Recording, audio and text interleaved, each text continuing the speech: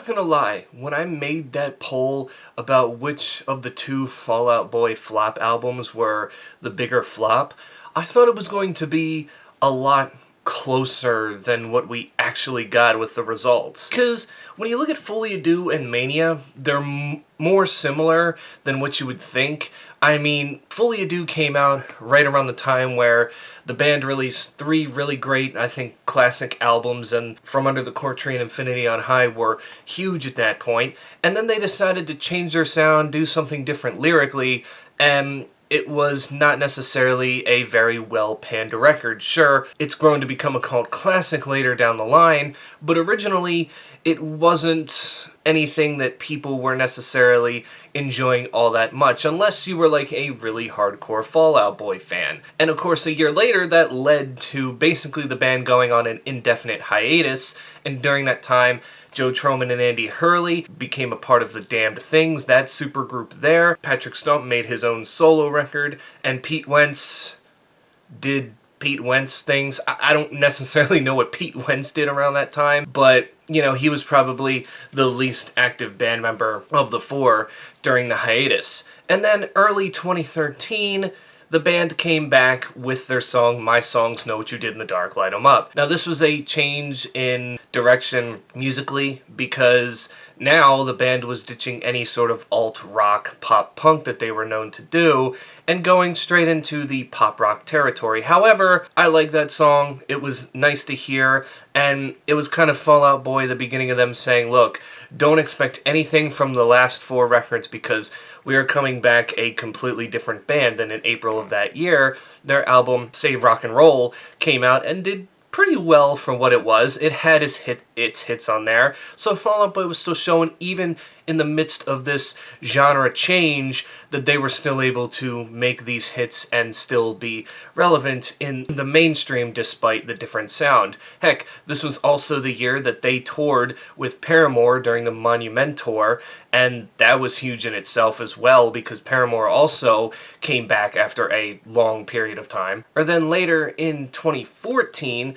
the band then released their first single to what was going to be their upcoming 6th studio album, American Beauty, American Psycho. The single was called Centuries, and it has to be one of their biggest hits, if not the biggest hit of theirs to date. It's more of a stadium-type anthem as intended to be, but it worked well, and in 2015, the album American Beauty, American Psycho also did very well, considering it didn't have just one, but 2 major hits, as Uma Thurman was the other big hit, and I guess you can say the song Immortals did pretty well, because that ended up being not only on the album, but on the soundtrack for the Disney Pixar movie Big Hero 6. So the question was, what was Fall Out Boy gonna do next? Because if you ask Pete Wentz nowadays, Save Rock and Roll and American Beauty, American Psycho are basically part 1 and 2 of each other. They both sound similar sonically and musically, that the band, for what was going to be their 7th studio album, wanted to change things up. They wanted it to be completely out of this world, something they had never done before. So they decided to, on the first single of this upcoming record, give us something from them that, well, would end up not really seeming real, as April of 2017, the song Young and Menace was released, to everyone's dismay.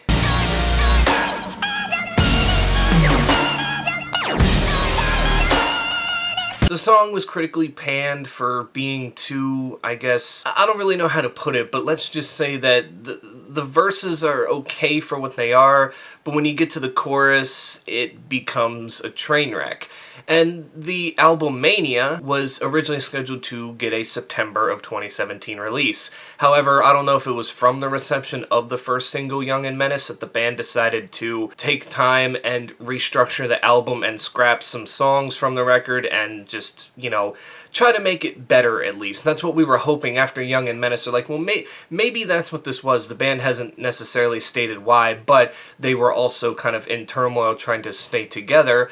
And eventually, in January of 2018, Mania came to the masses. It's a 10-track album, just under 36 minutes, and yeah, I mean, this is Fall Out Boy's worst album for a reason, because when you look at it, you can't really name a big hit off of this record. I mean, I guess some people would say maybe Last of the Real Ones or Champion as like the two big hits off this record, but even their singles weren't up there with the likes of, you know, My Songs and Uma Thurman and Centuries, you know, at least those big hits that they had from those records, and didn't even really come close to what they were doing in their pop, punk, and rock days. And this kind of made people think to themselves, is this the end of Fall Out Boy? Like, maybe this time there won't even be a hiatus. Maybe they'll break up.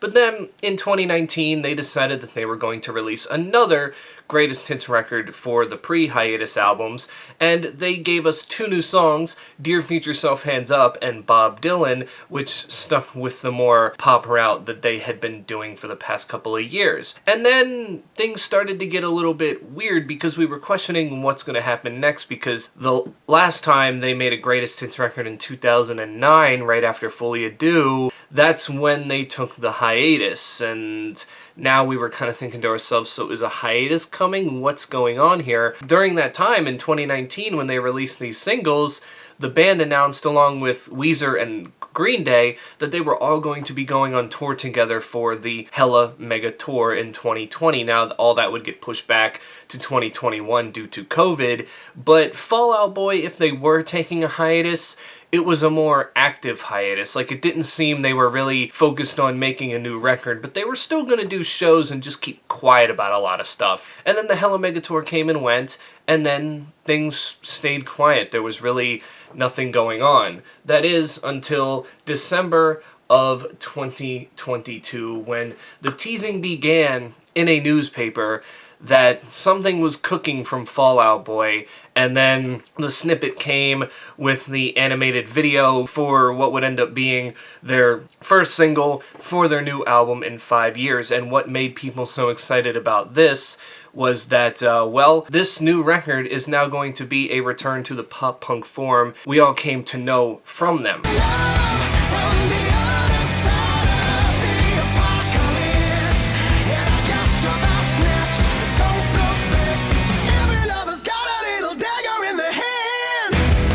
So I guess the question is, why is Fall Out Boy making a U-turn and going back to what they used to do? Did they really think that Mania wasn't the way to go? Or do they really think that maybe it is time to go back to our roots and to just do something different? And I think the main reason Mania flopped was because it's the only Fall Out Boy record I can say that doesn't have a cohesive sound to it. All their other records tend to have this set sound, like you know what to expect, but with Mania we get like a reggae trap song, and then we get like a gospel song, and then we're getting these pop songs, a EDM song. Like, there's no structure to it, whereas all their other records, including ABAP and Save Rock and Roll, had a sound that we knew what we were going to expect from them, even if we didn't like it. And I think, too, people complained about the lyrics on Folie à Deux, but when we look at the lyrics here on Mania, there are some very questionable ones, not to the point that they seem controversial, but they are definitely more cringe than ever. Like on the song Stay Frosty Royal Milk Tea, which, by the way, starts off like this. So you already know you're in for a headache-inducing song. In verse 1, the line, I'm about to go Tanya Harding on the whole world's knee. I don't know, like, how many kids of this generation are even going to get that reference, considering that happened a long time ago. I mean, that was before my time, a little bit before I was born, but I know what it is because, you know, I've heard about it, but most kids nowadays might not even get that reference and that, and it's just like, you go Tanya Harding on the whole world's knee, but she wasn't the one that beat the shit out of Nancy Kerrigan's knees. She hired somebody to do that, so that lyric doesn't necessarily make full sense. Then we have on the same song, at the end of the pre-chorus, when they say, you only get what you grieve, are you smelling that shit? Are you smelling that shit? What shit am I supposed to be smelling? The song? And then on the song, Hold Me Tight or Don't, I never really liked the line, and when your stitch comes loose, I want to sleep on every piece of fuzz and stuffing that comes out of you. I don't know why, that just seems really gross to me in some sort of way. I know it's kind of him, like Patrick Stump saying like, oh, I want your warm and comfy touch, but it just doesn't come off like that at all, and I feel like Fall Out Boy has definitely done a better job trying to describe that feeling in the past. And then I think just the way the chorus starts on Hold Me Tight or Don't when he goes, another day goes by, like doing that seems to be a cop-out to me. Like, I get it, it fits the way the song goes, but like, there has to be some way you can fill that in differently than doing that. And then, of course, there's na-na-nas in there, and you know how I feel about it. I said if it feels like it fits the song, or is done in what can be a sarcastic way, like Blink-182's All the Small Things, then I think it's fine, but again, this just feels like they were trying to fill an empty space where they couldn't figure out what to put there. And then there's the chorus to Wilson Expensive Mistakes, which I do like the song, but for some reason, I don't know, the chorus, I hope the roof flies off and we get blown out into space. I've always made such expensive mistakes. I know it's just a number, but you're the eighth wonder.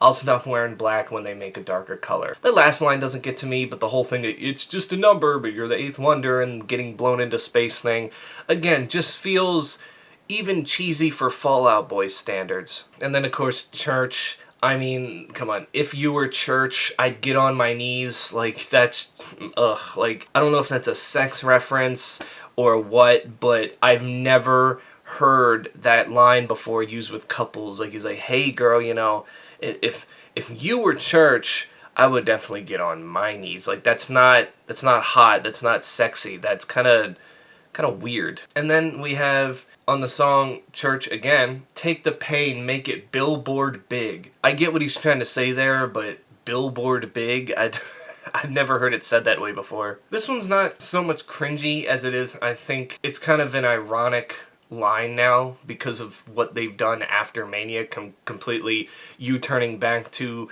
their old sound. As in the first verse it says, I'm calling you from the future to let you know we've made a mistake. That line fits so well now because it seems like this Fall Out Boy's going back and be like, hey yo, us from 5 years ago, this is not a good idea. And then I don't even want to read the whole thing because it's too much, but I guess on Sunshine Riptide, Burna Boy's whole verse, like the song in general is not terrible if you take Burna Boy's verse out of it, but when it's in there, it just kind of doesn't, like, most of it's incoherent, and you can read the lyrics for yourself, but none of this is clever. But I know what people are going to say. Pete Wentz, Patrick Stump, they didn't write those lyrics, Burna Boy did. I get it, I understand, but the fact that they saw Burna Boy and probably listened to that verse and they were like, yeah, this is it, it's kind of like, you know, this is our album and we feel like you can do better than that. Like, there had to be a better verse that Burna Boy spit than that one. Same thing on Sunshine Riptide. In the pre-chorus, Patrick Stump says, you are my truest feeling yet. I love you so much. It's just like oxygen. Surely you can't be serious. I am serious. And don't call me Shirley. As humans, or just as a living being, we need oxygen to live. If we don't have oxygen, well then we can't breathe, and we would die. But like, I love you so much, it's just like oxygen. I don't know if it's that we love oxygen, it's just that we need it, so we accept it. And then on Young and Menace, there's, I think, old school references to like, I think that God is gonna have to kill me twice like my name was Nikki Sixx. To be honest with you, I knew he died and was brought back, but I didn't know he died a second time. But again, even that reference might be a little reaching too much for the newer generation that listens to your music. And then there's the Oops, I Did It Again in the pre-chorus, which is just kind of obviously, you know, Britney Spears' song Oops, I Did It Again. It's trying to pay homage, I guess, but really it doesn't feel like it fits well, and it feels like, again, Fall Out Boy isn't being original. They're taking other people's lyrics to try to make it fit a song that just never really hit well in the first place. So basically, all in all, when it comes to Mania being a flop, I do agree that it's probably the bigger flop than Fully Ado, but you can't say that they aren't similar in ways as to what it did to the band and what it made them do by the time they came back to follow up those records. I think Mania is the album that people said that they sounded like after they came back for Save Rock and Roll and ABAP. Like, those records can be at least passable in a way, because they still sound nice, and it still sounded like Fall Out Boy was trying. But Mania is definitely that pop record that Fall Out Boy was being accused of making by the time they came back from fans. There are defenders of this record, yes, and I would say that it's not necessarily the worst thing I've heard overall. Is it the worst Fall Out Boy record? Yeah, probably, but in the end, this was not a record that I think we were like, wow, this was a great follow-up to ABAP. It was kind of like, how are you getting worse? Like, nobody really understood what the band was trying to go for, and now, like I said, they're back to their pop-punk endeavors, and let's see what this new album, Too Much for the Stardust, ends up doing for their career. I mean, do I think it's going to be as mainstream as their past couple of records? No, I don't know, probably not, but at the same point in time, at least the old fans are going to come crawling back to it like I did. I know when I heard that single, it surprised me so much, because I wasn't expecting anything, and I was about ready to just be done with them, but then the songs Send In My Love just made me go, wow, okay, I'm back in now. Until then, that's it for me. Stay safe out there, and I will catch you all in the next one.